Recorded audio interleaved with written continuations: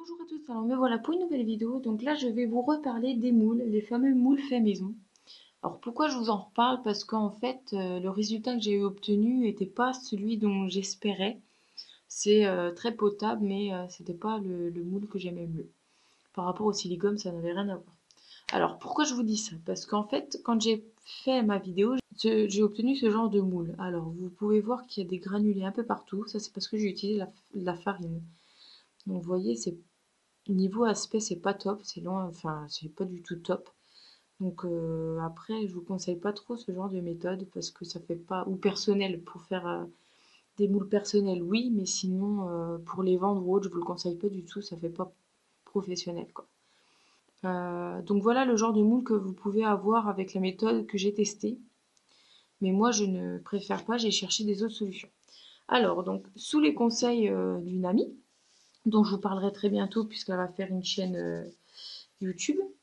Elle est créatrice aussi et donc on a testé toutes les deux la comment ça s'appelle cette fameuse recette pour faire des moules et donc moi j'ai réessayé autrement et avec du talc et du coup j'en suis arrivée à ces résultats là. Alors vous pouvez voir les moules sont très bien très très bien, vous voyez, c'est parfait hein. Mais le problème c'est que vous voyez l'effet extérieur c'est pas top quoi. Là on croirait du Nutella un effet Nutella que vous avez étalé sur une tranche de je ne sais quoi. Là, c'est un autre test que j'ai fait en même temps, mais vous voyez, ça fait trop de bulles. En fait, j'ai dû mettre trop de talc, ou je sais pas, enfin bref, je ne sais pas, et du coup, ça n'allait pas. Donc, cette méthode-là non plus n'allait pas. Donc, ça me faisait déjà, du coup, deux méthodes qui ne me plaisaient pas. Et aujourd'hui, avant d'aller au travail, j'ai essayé une autre méthode, et j'arrive à ce résultat-là. Donc là, on peut voir déjà un résultat beaucoup plus propre, lisse. Il n'y a rien à dire, il n'y a pas de granulés. Ça fait un peu comme le silicone. Donc je suis très contente du résultat. Les marques qui sont aussi nettes que les autres. Donc là, il y a un petit point, c'est parce que c'est ma base qui est comme ça, ne vous inquiétez pas. Mais donc voilà. Alors après, il y a quelques petits défauts. Par exemple ici, je me suis dépêchée de le faire. Bah, en dessous, c'est pas gênant, mais ici, j'en ai une. J'ai une espèce de petite fissure. Que, ça, vous pouvez éviter. C'est seulement qu'en fait, la pâte, je vais vous faire le tuto juste après. La pâte a mal été assemblée, en fait. Enfin, je vais vous montrer. Elle est pas, les bouts, les morceaux n'étaient pas collés, en fait. Donc, voilà, j'essaie de vous montrer de plus près. Mais on peut bien voir que c'est lisse. Donc, voilà. Donc c'est ce genre de moule-là que je vais mettre dans mes box de gourmandes pour vous et qui seront à des prix très très raisonnables puisque c'est pas du silicone quoi. Donc voilà, j'espère que le résultat peut vous plaire. Donc je vais faire le tuto et vous me direz vos avis après. Donc je vous retrouve tout de suite.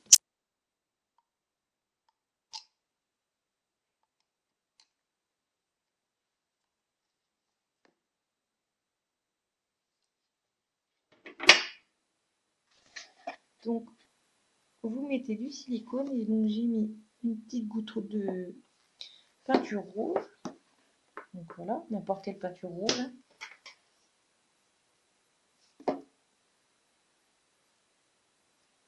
Et donc je prends une spatule et je touille.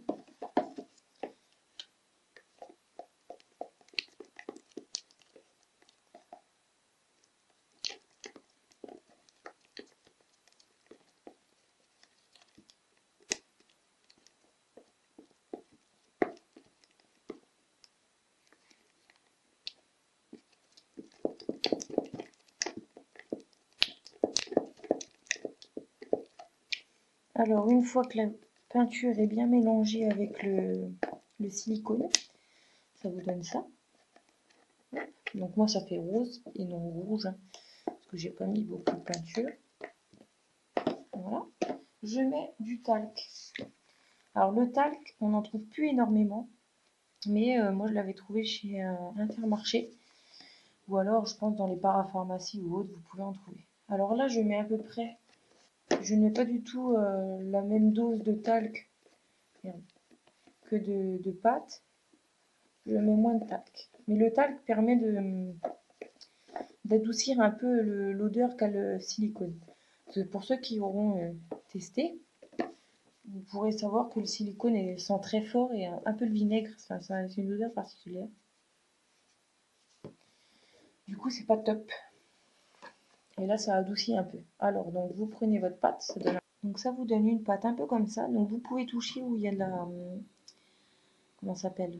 Où il y a du talc. Alors, il faut mettre du talc sur vos doigts, hein. Alors, vous mettez du talc sur votre table. Et là, vous mettez votre pâte, en fait, votre préparation sur la table. Et là, vous allez prendre les parties où il y a du talc pour pas que ça colle aux doigts. Et vous allez faire une petite boule comme ça, de façon à ce qu'il y ait du talc partout. Donc en fait, le but c'est que l'intérieur soit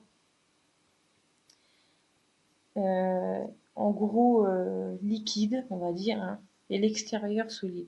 On va dire ça comme ça. Et donc le but est voilà de... Donc si vous voyez, si j'appuie trop, vous voyez la pâte. Donc c'est pas le but.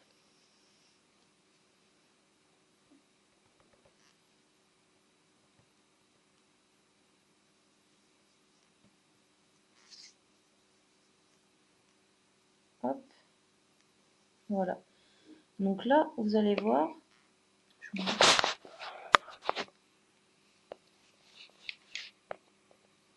vous montre de plus près. Il n'y a pas de souci. Ah, alors, il y a des fois ça recolle. Donc hop, vous remettez un peu de talc, de façon à pouvoir travailler la pâte. Et vous modelez comme vous le voulez. Voilà. Alors moi je vais le faire beaucoup plus petit, mais beaucoup plus haut, pour tester.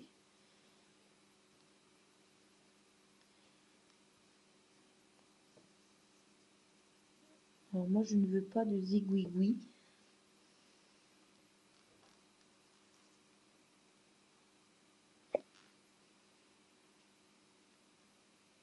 Je vais essayer de la couper en deux. Alors vous voyez, si vous coupez en deux, l'intérieur est tout de suite collant, hein. Donc, vous pouvez faire une boule. Hop. Alors ce que je vous expliquais tout à l'heure, c'est qu'il faut éviter ce genre de choses.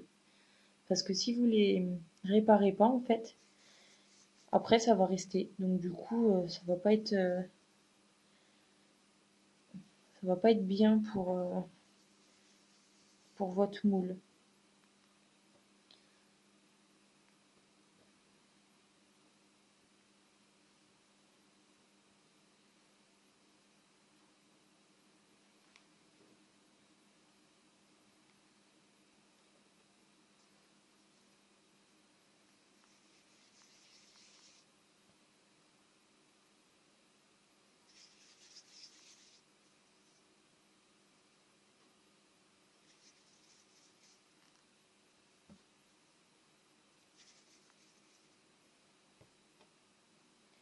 Donc vous pouvez travailler la pâte comme vous voulez, hein, du moment où vous avez euh, du talc sur les mains.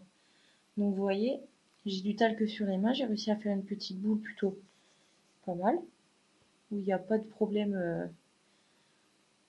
de raccord, on va dire. Hop, voilà.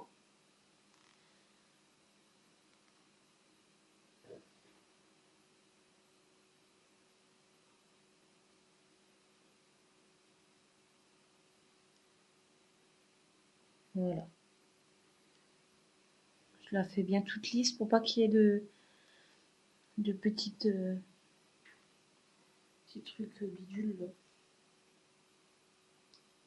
Alors, je prends donc ma base à cupcake et je vais le grossir au niveau hauteur.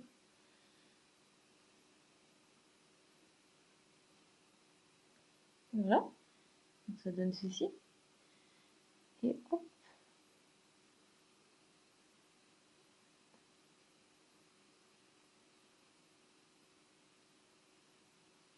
Voilà. Et voilà, vous avez votre moule de fait.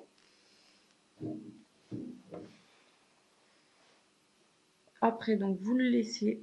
Alors, il faut bien faire les empreintes tout partout. Hein.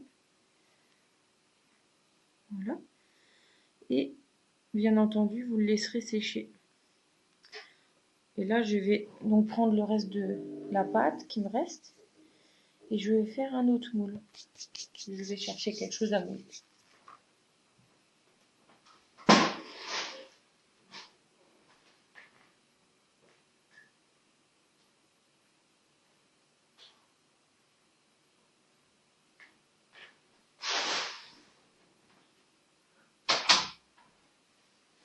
Alors, donc, je vais mouler une rose. Hop.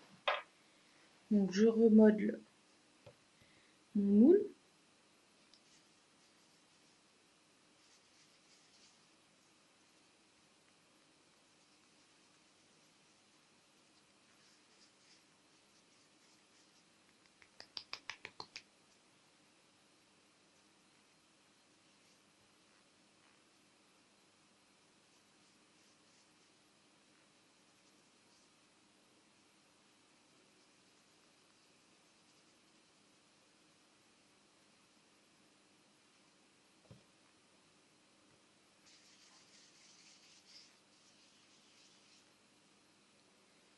Alors après, vous pouvez faire un peu n'importe quoi. Hein.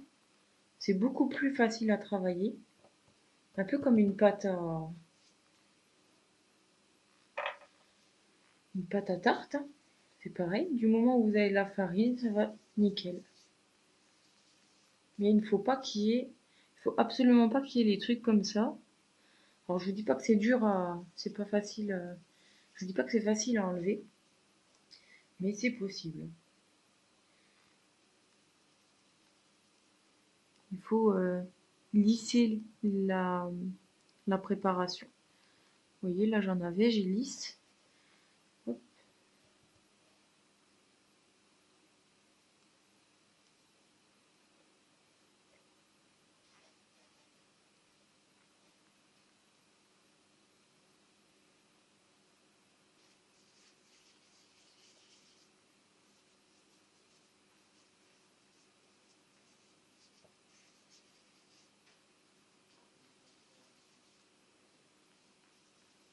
Voilà.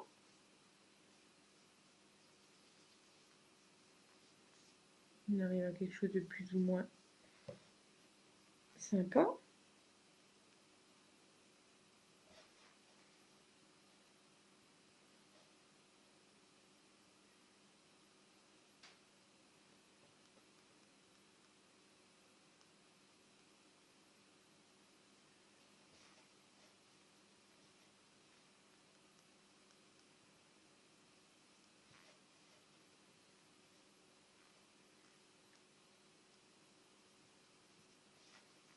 Hop.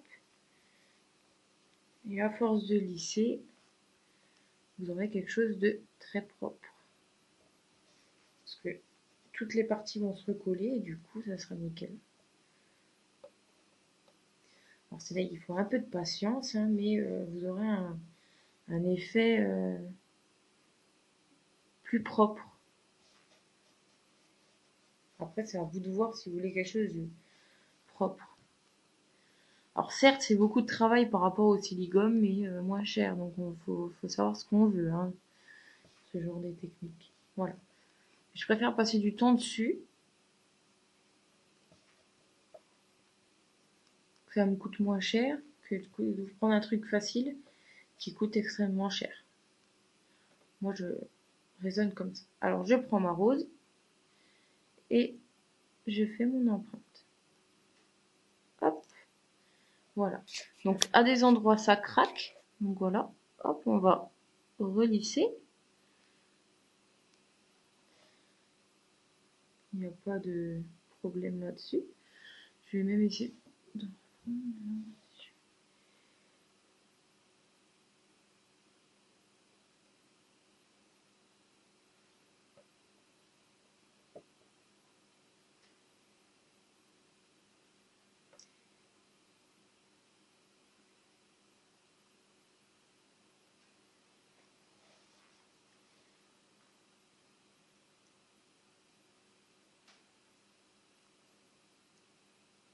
Voilà.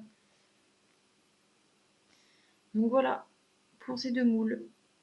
Alors, le temps de séchage, alors pour que ça sèche, ça prend environ 1 heure et demie. Donc, comme sur l'autre vidéo, c'est pareil.